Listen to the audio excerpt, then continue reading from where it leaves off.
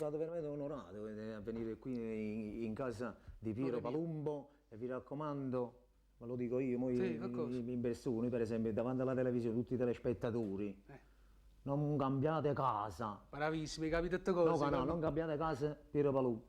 Battite casa Piero Palumbo. In modale. È bello. Comunque io cosa ti posso dire? Non vorrei più andare via, vorrei tenerti qui, anzi se mi fa piacere... Pure io mi stavo consolando, devo dire, perché si è creato un momento così salottiero, così vero. Infatti.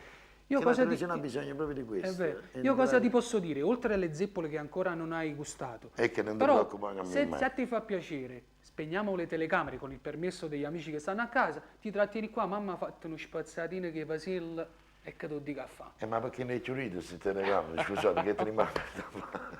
Anche perché sicuramente loro a casa stanno mangiando. Bravo, si stanno arrecreando, mentre noi siamo qua lavorando per voi, mica facciamo così tanto può fare.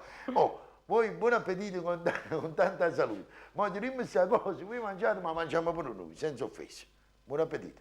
Ciao a tutti e grazie a Angelo Di Gennaro. Ecco lei. Io